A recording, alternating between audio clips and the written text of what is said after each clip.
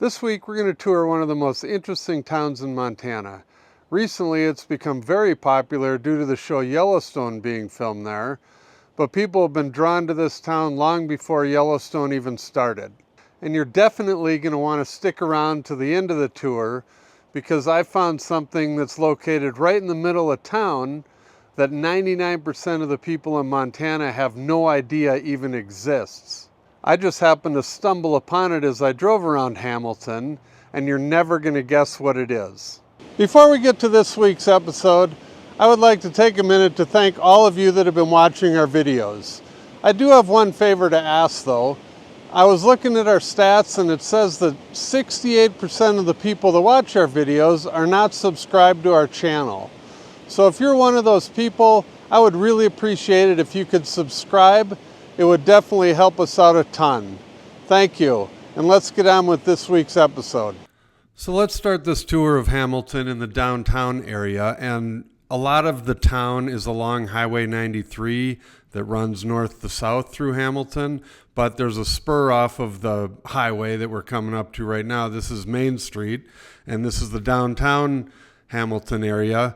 And if you look on a map, Hamilton is located about an hour south of Missoula, and it's just north of, if you all remember the show Yellowstone, the town of Darby, which is where the actual ranch is that you've seen in the show over and over. But here in Hamilton, they've also done a lot of filming, so you may recognize a few of the areas, especially Main Street, where they've filmed a bunch of scenes here in Hamilton for that TV show. And in fact, we were talking to one of my wife's co-workers who lives down here, and they're getting ready to film the new season. Spoiler alert, they are coming back because all the pre-production guys are already in town scouting out areas, and they're actually possibly going to use her house to film one of the scenes. So it was interesting to listen to her talk about that and how they rent it out, and she'll have to leave for a couple days. But anyway, Hamilton has received tons of growth because of the show, and it continues to grow. The current population that I found online says it's only 5,600 people, but I believe that's a little low. That might be from a few years ago, but that's the most current stat I could find. And with the popularity recently of Hamilton and all the growth that we've heard about, I figured I'd go down there and see all kinds of new subdivisions popping up around town, but there really isn't. And talking to a couple of the locals that live down there, it seems that Ravalli County is very difficult to get any sort of subdivision approved. There's a whole bunch of not in my backyard people, which I get, they're trying to protect it. But as you drive around the outskirts of town and basically through the whole valley, you'll notice that they've just kind of chopped up areas. And instead of having a big group of houses, you'll have a bunch of houses all over, but they're, kind of within, they're on half-acre lots or quarter-acre lots, or they're not big subdivisions unless you're right in town. So going through this area, this is one of the subdivisions that has been approved, and as you can see, they're just starting to put in the infrastructure. And this one will be tied into city services, and it is scheduled to have 244 homes built, but over a 15-year period. So it's not going to go up overnight like you're seeing in Kalispell with these huge subdivisions they've approved up there.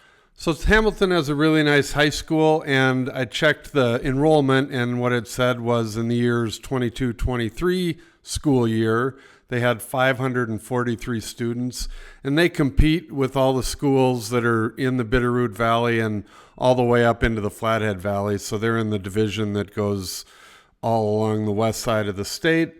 And Hamilton also does have a hospital in town because, like I said earlier, Hamilton is the kind of the hub of Ravalli County or the Bitterroot Valley, and this hospital services all of that area. So before the whole Yellowstone craziness started and all the people moving to Hamilton, there are a couple big draws to bring people into Hamilton. The main one is that the Bitterroot River is a nationally known blue ribbon trout stream known for its fly fishing, and people come from all over the country to fish this river, and it runs right through the middle of Hamilton. It's a beautiful river, as you can see, and people love to fish it every year, and it's quite popular, and it's only become more popular now with all of the Yellowstone thing. And the other thing that they had in town that was built a while ago now is the Stock Farm Golf Course, and it's a very high-end private golf community. So you'll see some huge houses in here, and there's a beautiful 18-hole Tom Fazio golf course. And back to our Yellowstone theme, they've filmed a lot of the scenes in the clubhouse of Stock Farm for the show. So if you ever make it out to Stock Farm, it will look familiar to you as well. So as we drive through some of these neighborhoods around town, let's go over the real estate in Hamilton right now. Currently, there are 71 homes for sale in and around Hamilton, and they range in price from $9.8 million for a 4-bedroom, 3-bath, 4,200 square foot home that sits on 80 acres with a creek running through it. And then it goes down to $369,000 for a 2-bedroom, 1-bath, 1,052 square foot house that sits on a city lot.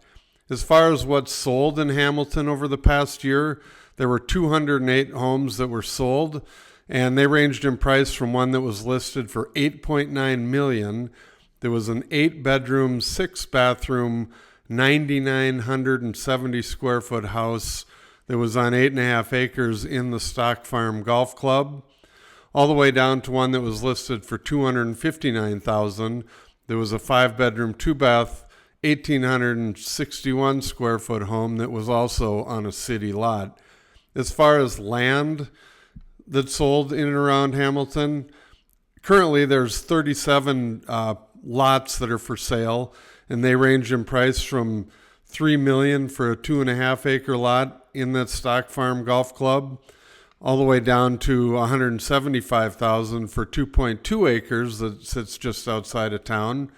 And as far as land that's sold in Hamilton over the past year, there were 25 lots that sold, and they ranged in price from a place that was listed for $1.6 million.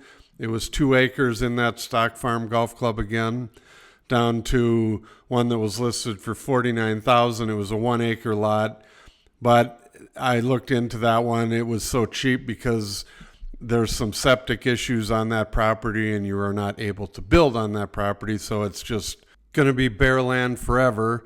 And that brings us to what I promised you at the beginning of this video.